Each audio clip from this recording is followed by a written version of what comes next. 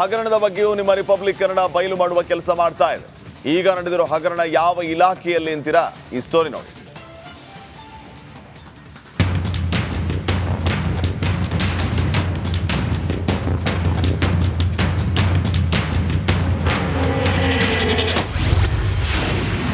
ವಾಲ್ಮೀಕಿ ಆಯ್ತು, ಪ್ರವಾಸೋದ್ಯಮದಲ್ಲೂ ಅಕ್ರಮ. ಇಲಾಖೆಯ 2.47 ಕೋಟಿ ರೂಪಾಯಿ ಹೋಗಿದ್ದೆಲ್ಲಿ? ವಾಲ್ಮೀಕಿ ಅಭಿವೃದ್ಧಿ ನಿಗಮದಲ್ಲಿ ನಡೆದ ಅಕ್ರಮದ ಬಗ್ಗೆ ನಿಮ್ಮ ರಿಪಬ್ಲಿಕ್ ಕನ್ನಡ ಇಂಚಿಂಚಾಗಿ ವರದಿ ಮಾಡಿದೆ. ಇದೀಗ ಅಂತಹದ್ದೇ ಮಾದರಿ ಇನ್ನೊಂದು ಇಲಾಖೆಯಲ್ಲೂ ಹಣ ವರ್ಗಾವಣೆಯಾಗಿರುವ ವಾಸನೆ ಕಂಡು ಬಂದಿದೆ. ಬಾಗಲಕೋಟೆಯ ಪ್ರವಾಸೋದ್ಯಮ ಇಲಾಖೆಯ 2,47,73,999 ರೂಪಾಯಿ ವಂಚನೆಯಾಗಿರುವ ಆರೋಪ ಕೇಳಿ ಬಂದಿದೆ.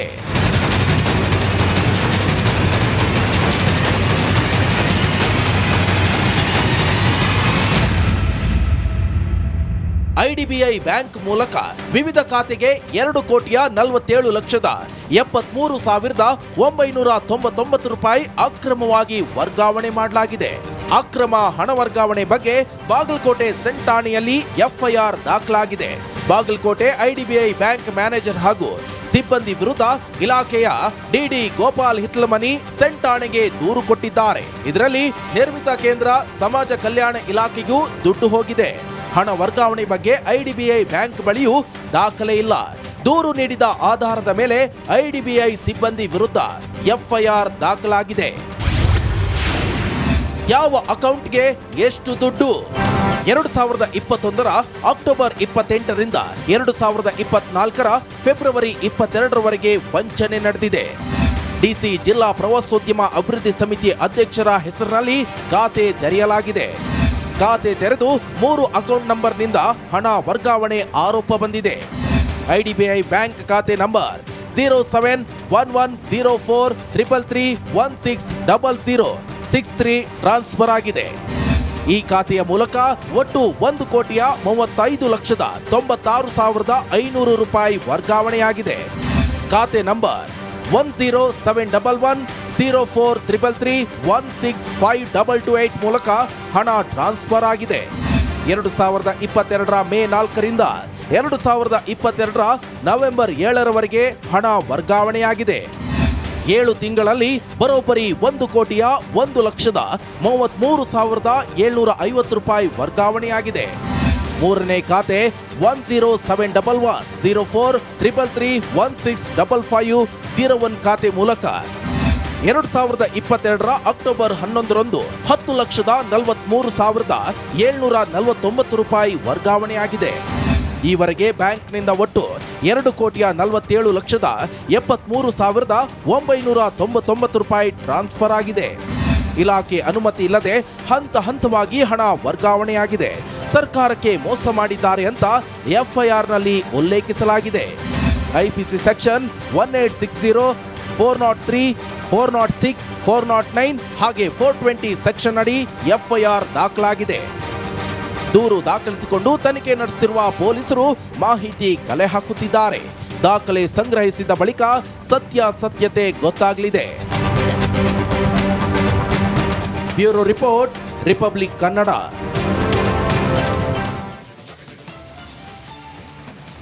ಮೂಡಾದಲ್ಲಿ ನಡೆದಿರುವ ಬ್ರಹ್ಮಾಂಡ ಭ್ರಷ್ಟಾಚಾರದ ರಾಜ್ಯಾದ್ಯಂತ ಭಾರೀ ಸಂಚಲನ ಸೃಷ್ಟಿ ಮಾಡಿದೆ. ಸಿದ್ದರಾಮಯ್ಯ ನೈತಿಕತೆ ಪ್ರಶ್ನಿಸುವಂತ ಮತ್ತೊಂದು ದಾಖಲೆ ರಿಪಬ್ಲಿಕ್ ಕನ್ನಡಗೆ ಲಭ್ಯವಾಗಿದೆ. ಈ ಕುರಿತು ವರದಿ ಇಲ್ಲಿದೆ.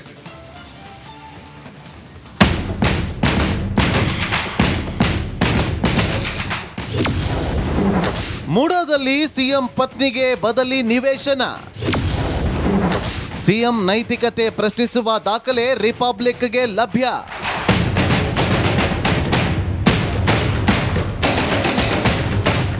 ಮೂಡಾ ಸೈಟ್ ಹಂಚಿಕೆ ಹಗರಣ ಸುಳಿಯಲ್ಲಿ ಸಿಎಂ ಸಿದ್ದರಾಮಯ್ಯಗೆ ಸುತ್ತಿಕೊಂಡಿದ್ದಾರೆ.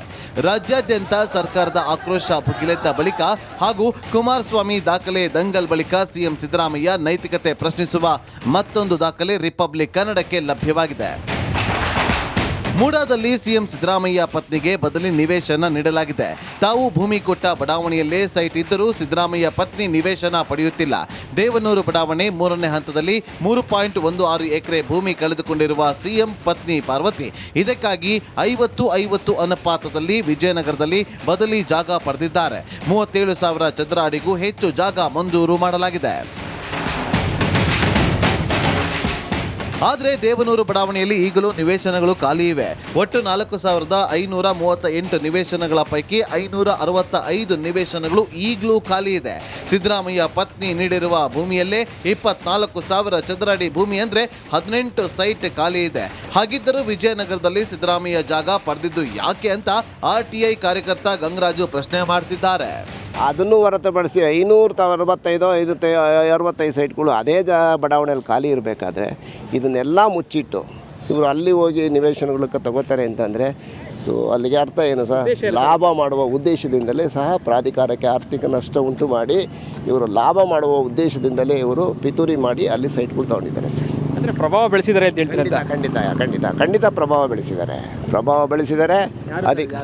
ಸಿದ್ದರಾಮಯ್ಯನವರು ಪ್ರಭಾವ ಬೆಳೆಸಿರ್ತಾರೆ. ಅಧಿಕಾರಿ ಯಾರು ಇಲ್ಲಿ ಸರ್ ಇಲ್ಲಿ ನಟೇಶ್ ಅಂತ ಕಮಿಷನರ್ ಇದ್ದರು. 2020 ಅವನು ಭ್ರಷ್ಟಾಚಾರದಲ್ಲಿ ಮುಳುಗೋಗಿದ್ದ. ಅವನ ದಾಖಲೆಗಳನ್ನ ಅವನ ಹತ್ರ ಇವ್ರ ಹತ್ರ ಇರೋ ಮಾಹಿತಿ ಅವ್ರಿಗೂ ಹೋಗಿರುತ್ತೆ. ಆ ಮಾಹಿತಿನ ನೀನು ಕೇಳ್ತೀನಿ ಬಿಡು, ಸೆಷನ್ ರೈಸ್ ಮಾಡ್ತೀನಿ, ಇನ್ನೊಂದು ಹೇಳಿರ್ಬೋದು ನಟೇಶನ್ಗೆ. ಇನ್ನು 2013ರ ಅಸೆಂಬ್ಲಿ ಚುನಾವಣೆಯ ವೇಳೆ ಆಯೋಗಕ್ಕೆ ಸಿದ್ದರಾಮಯ್ಯ ಅವರು ಲೆಕ್ಕವೇ ನೀಡಿಲ್ಲ. ಅಸಲಿ ಸತ್ಯ ಮುಚ್ಚಿಟ್ಟು ವರದಿ ನೀಡಿದ್ದಾರೆ ಎನ್ನುವ ಆರೋಪವೂ ಇದೆ. 2010ರಲ್ಲಿ ಸಿದ್ದರಾಮಯ್ಯ ಪತ್ನಿ ಪಾರ್ವತಿಗೆ ಸಹೋದರನಿಂದ ಗಿಫ್ಟ್ ಬಂದಿತ್ತು ಅಂತ ಮಾಹಿತಿ. ಆದರೆ 2013ರಲ್ಲಿ ಅಫಿಡವಿಟ್ನಲ್ಲಿ ಮಾಹಿತಿ ಇರಲಿಲ್ಲ. ಅದಾದ ಬಳಿಕ ಮತ್ತೆ 2018ರ ಚುನಾವಣಾ ಅಫಿಡವಿಟ್ನಲ್ಲಿ ಈ ಬಗ್ಗೆ ಮಾಹಿತಿ ಇದ್ದು 3.16 ಗುಂಟೆ ಜಮೀನು ತಮ್ಮ ಪತ್ನಿ ಹೆಸರಲ್ಲಿ ಇದೆ ಅಂತ ಮಾಹಿತಿ ನೀಡಿದ್ರು. ಅದಾದ ಬಳಿಕ 2023ರ ಚುನಾವಣಾ ಅಫಿಡವಿಟ್ನಲ್ಲಿ ಬದಲಿ ನಿವೇಶನಗಳ ಘೋಷಣೆ ಮಾಡಿದ್ದಾರೆ.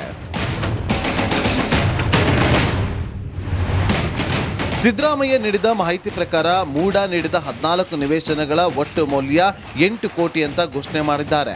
25 ಲಕ್ಷ ಮೌಲ್ಯದ ಜಮೀನಿಂದ 8 ಕೋಟಿ ನಿವೇಶನದ ಬದಲಿ ಪರಿಹಾರ ಪಡೆದಿದ್ದಾರೆ. ಇದೀಗ ಯಾವ ಲೆಕ್ಕಾಚಾರದಲ್ಲಿ ಸಿದ್ದರಾಮಯ್ಯ 62 ಕೋಟಿ ಕೇಳ್ತಾ ಇದ್ದಾರೆ ಅಂತ ಗಂಗರಾಜು ಪ್ರಶ್ನೆ ಮಾಡ್ತಿದ್ದಾರೆ.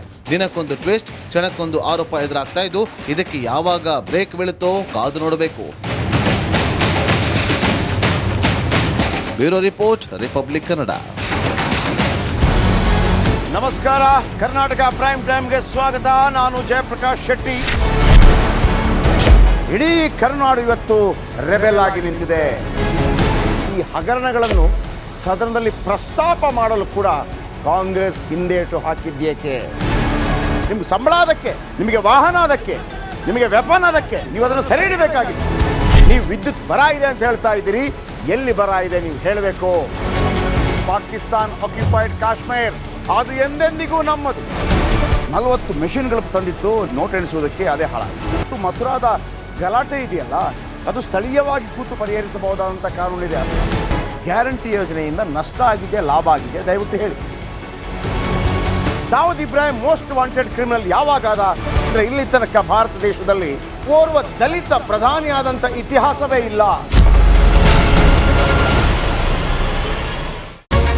ರಿಪಬ್ಲಿಕ್ ವರ್ಲ್ಡ್ ಆಪ್ ಇದು ಕೇವಲ ಅಪ್ಲಿಕೇಶನ್ ಅಲ್ಲ, ಸಮಗ್ರ ಸುದ್ದಿಗಳ ಸಂಪರ್ಕ ಮಾರ್ಗಕ್ಕೆ ಕ್ರಾಂತಿಕಾರಿ ಬದಲಾವಣೆ.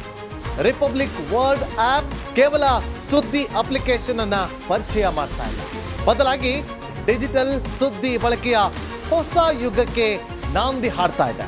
ಇದೊಂದು ಬ್ರೇಕಿಂಗ್ ನ್ಯೂಸ್, ಪ್ರಭಾವಶಾಲಿ ಕಾರ್ಯಕ್ರಮಗಳಿಗೆ ಗಟ್ಟಿಯಾದ ವೇದಿಕೆ.